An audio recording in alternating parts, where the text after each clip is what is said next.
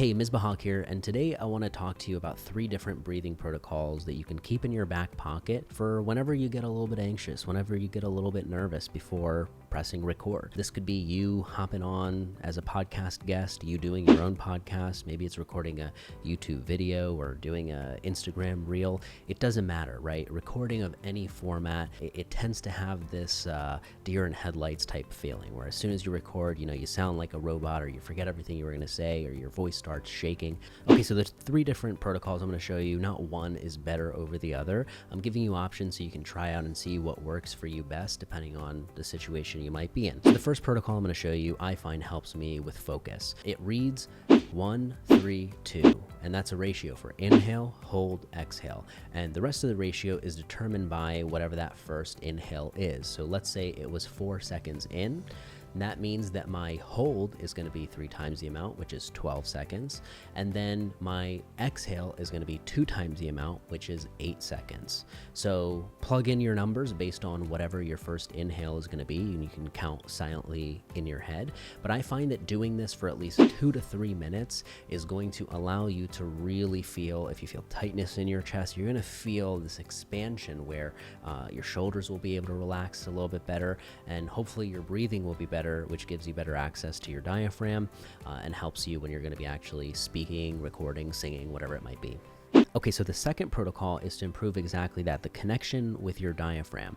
And I've been working with a vocal teacher because I've had issues with this in the past. And one of the biggest misconceptions that I learned was that, I always thought that breathing in more and releasing more air as you're talking would help be louder and project and be clearer, but really that's not the case. What you want is compression. You want to use as little air as possible when you're talking. You almost want to have a bit of this squeeze in your abdomen, and that's kind of what allows the sound to travel out.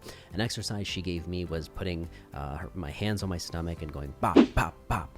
And every time that sound comes, you'll notice there's this pulsating feature that happens in your abdomen area.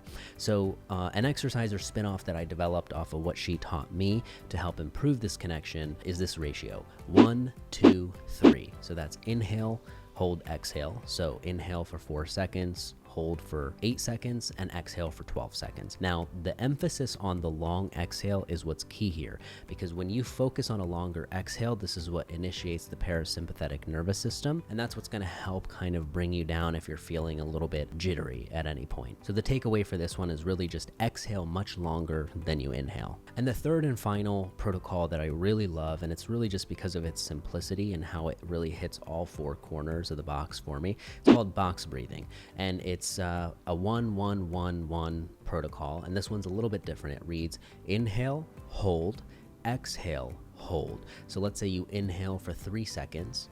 The first hold is just holding the air that's already inside.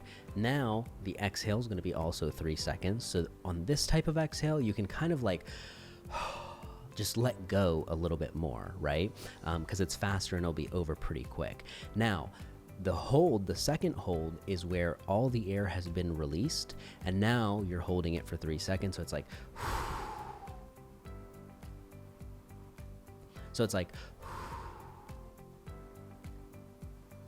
and you're going to notice it's tough to hold your breath when the air is out, but then what it does is the next inhale that you have is just the air feels so good. You're like,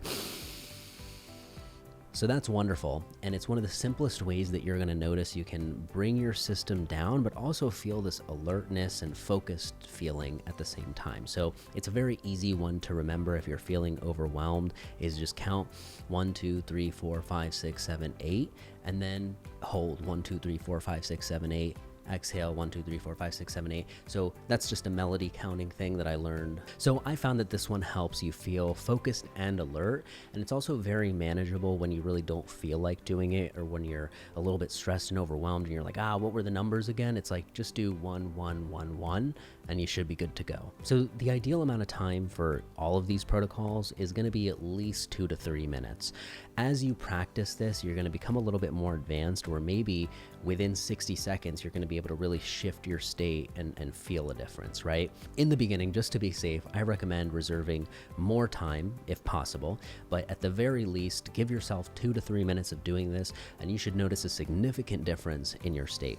If you felt that, make sure to drop me a note in the comments or reach out and let me know at miz@podmahal.com. But hit me with any and all of your questions. I'd love to hear from you. And remember to check out our free resources at podmahal.com, from planners to checklists to equipment recommendations, all that good stuff to help you start your own podcast. So thank you so much for being here today. Make sure to like and subscribe. I will see you next time.